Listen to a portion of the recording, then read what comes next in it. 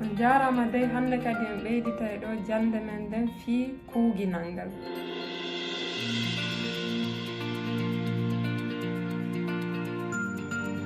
Kuuginal hino mari jooteji tati hande noon en janga e ɗo joddu aranuru ndum. Ko joddu hefturu maɗum as hefturo. Ko ɗum woni joddu aranuru ndum ko darugol si tawi kuuginal ngal ko heftungal maɗum si tawi ko as heftungal. Kuuginal heftungal ko kuuginal hatonjingal e hundinkore.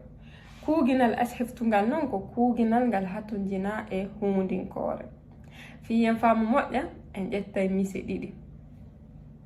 Misal aranal ngal Mamadou defi ñiiri.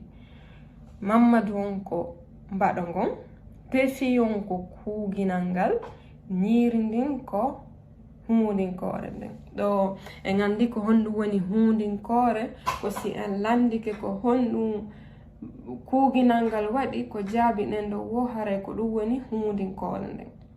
Ko honɗum Mamadou defi ko ñiiri. Ɗo ko kuuginal heftungal gollitira sabu ngal landike hundinkore. Ka misal ɗimmal Binta ɗaanike.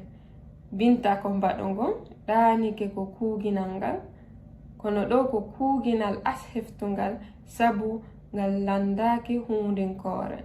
En wawata landagol Binta ɗaanike honɗum, jaabal ala e nder non. En français, pour rappel, kuuginal c'est le verbe et on peut comprendre jooteji kuuginal comme les caractéristiques du verbe. Dans les deux exemples que j'ai donnés, dans le premier exemple que j'ai donné, Mamadou défi ñiiri, Mamadou c'est le sujet, défi c'est le verbe et ñiiri c'est le COD, le complément objet direct, qui veut dire du riz. Et donc, on se pose la question, Mamadou a cuisiné quoi? Et la réponse c'est du riz.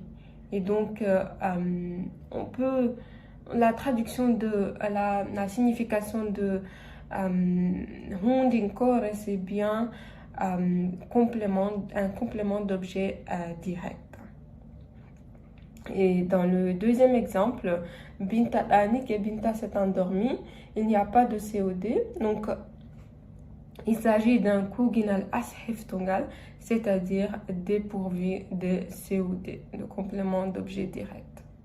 We are talking today about some other characteristics of the verb. Jooteji kuuginal.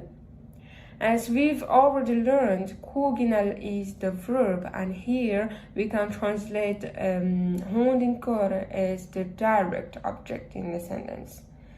When you say Mamadou defi ñiiri, Mamadou is the subject, defi is the verb that means cooking, and ñiiri is the direct object and it means rice.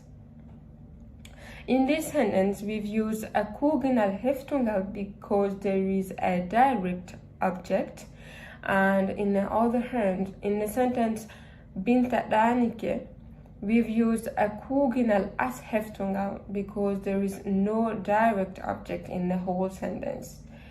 Binta ɗaanike means Binta is sleeping, by the way. Joddu ɗimmuru ndun en jangay ɗo ko nun jangeten ko hikkata ɗo. On jarama.